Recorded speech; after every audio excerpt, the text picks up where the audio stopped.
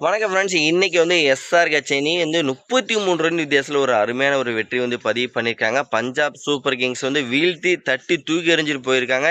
இன்னைக்கு முதல்ல பேட்டிங் ஆட ஆரம்பிச்ச எஸ்ஆர் கச்சேனி ஆரம்பமே ஒரு சூப்பரான ஒரு தொடக்கம் அவங்களுக்கு கிடைச்சதுன்னு சொல்லியாலும் அவங்களோட ஓப்பனிங் பேட்ஸ்மேன் டிராவஸ் ஹெட்டா இருக்கட்டும், பிளஸ் நம்மளோட அபிஷேக் சர்மா 2 பேரும் ஒரு சூப்பரான ஸ்டார்டிங் தான் கொடுத்தாங்க.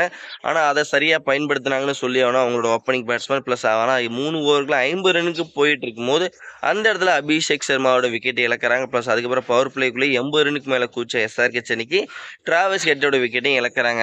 பவர் பிளேக்குள்ளே நல்லதா ரன் வந்துட்டாலும் 2 விக்கெட் இழந்தாலும் அதுக்கப்புறம் என்ன பண்ண போறாங்கன்னு நினைச்சிட்டு இருக்கும்போது அந்த இடத்துல Ishan Kishan and Heinrich Klaasen 2 பேரும் சேர்ந்து ஒரு சூப்பரான ஒரு பார்ட்னர்ஷிப் அந்த இடத்துல கொடுத்தாங்க.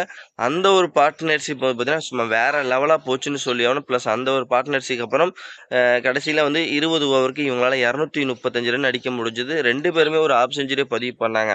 ஓகே, 236 அப்படிங்கிற ஒரு சேசிங்கை நோக்கி ஆட ஆரம்பிச்ச பஞ்சாப் கிங்ஸ் இன்னைக்கு பெரிய ஒரு ஏமாற்றம் கிடைச்சுன்னு சொல்லியாலும் அவங்களோட அதிரடி ஓப்பனிங் பேட்ஸ்மேனான பிரயான்ஸ் ஆரியா, பிரப்சிம்ரன் சிங், ஸ்ரேயஸ் ஐயர் இவங்க எல்லாருமே பார்த்தீங்கன்னா சொற்ப ரன்ல விக்கெட்டை இழந்தாங்க. வெறும் 23 ரன்னுக்கெல்லாம் 3 விக்கெட் இழந்து தத்தளிச்சிட்டு இருந்தாங்க. ப்ளஸ் பஞ்சாப் கிங்ஸ் அப்போ ஒரு பக்கெட் கூப்பர் கான்வெல் மட்டும் தனியால நின்று விளையாண்டுட்டு இருக்காப்ல. அவருக்கு பக்கபலமா யாராவது ஒருத்தர் சப்போர்ட் பண்ணுவாங்கலாம் எதிர்பார்த்து தரதுல ஒரு பேட்டர் கூட அவருக்கு சப்போர்ட் பண்ணவே இல்லை.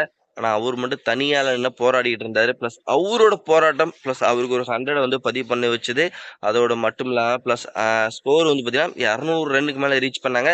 202 ரன் அடிக்க முடிஞ்சது அவங்களால 20 ஓவருக்கு. பிளஸ் அதனால இன்னைக்கு எஸ்ஆர் கச்சேனி 33 ரன் வித்தியாசத்துல ஒரு அருமையான வெற்றியை பதிவு பண்ணது மட்டும் இல்லாம பஞ்சாப் கிங்ஸ் கீழே தள்ளிட்டு பாயிண்ட் ஸ்டெப்ல இவங்க 14 புள்ளியோட நம்பர் 1 பொசிஷனுக்கு பக்காவா போயிட்டாங்க.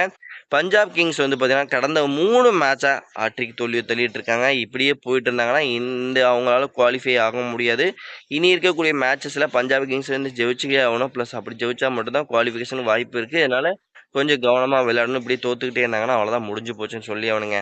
ஓகே ஃப்ரெண்ட்ஸ், இந்த வீடியோ உங்களுக்கு பிடிச்சுன்னா மறக்காம லைக் பண்ணி ஷேர் பண்ணி உங்கள் சப்போர்ட்டையும் ஆதரையும் கொடுங்க. அதோட மட்டும் இல்லாமல் நம்மளோட யூடியூப் சேனல் ஒன்று வச்சுருக்கோம். ப்ளஸ் அது ஒரு என்டர்டைன்மெண்ட் சேனல் நேம் பார்த்தீங்கன்னா சுருட்ட ரகலை. அந்த சேனலை நீங்கள் கொஞ்சம் ஃபாலோ பண்ணி கொஞ்சம் சப்போர்ட்டையும் ஆதரையும் கொடுத்தீங்கன்னா ரொம்ப ரொம்ப யூஸ்ஃபுல்லாக இருக்கும். மறக்காமல் சப்போர்ட் பண்ணுங்கள் நண்பர்களே.